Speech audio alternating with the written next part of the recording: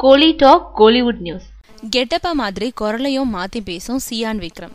Cyan விக்ரம்னாலே வித்தியாசம்னு சொல்வாங்க. அந்த அளவுக்கு ஒரே மாதிரியா இல்லாம படத்துக்கு படம் மாறுபட்ட கதாபாத்திரங்களா தேர்ந்தெடுத்து நடிப்பாரு. சேது, பிதாமகன், காசி, அந்நியன், தெய்வ திருமகன்னு அவரோட வித்தியாசத்துக்கு உதாரணங்களை சொல்லிக்கிட்டே போலாம். அதை தொடர்ந்து இப்போ சங்கரோட ஐ படத்துல இந்த படங்கள் எல்லாத்தையும் மிஞ்சிற வகையில பல மாறுபட்ட தோற்றங்கள்ல நடிச்சிருக்காராம் விக்ரம். இப்படி அவர் நடிச்சிருக்கோம் ஒவ்வொரு கெட்டப்புக்காகவும் மாத கணக்குல பயிற்சி எடுத்து நடிச்சவரு கடைசியா நடிச்ச ஒல்லிக்குச்சி வேடத்துக்காக தான் ரொம்ப சிரத்தை எடுத்திருக்காரு. முகமோ உடம்போ மெலிஞ்சு போய் ஆள் அடையாளமே தெரியாத அளவுக்கு உருமாற்றி நடிச்சிருக்காரு விக்ரம். ஒரு வழியா படப்பிடிப்பு இறுதி கட்டத்தை எட்டியிருக்க நிலையில இப்போ டப்பிங் பணிகளும் நடந்துகிட்டு இருக்கு. இதுல ஒவ்வொரு கெட்டப்புக்காகவும் ஒவ்வொரு விதமா தன்னோட குரலை மாத்தி பேசுறாராம் விக்ரம்.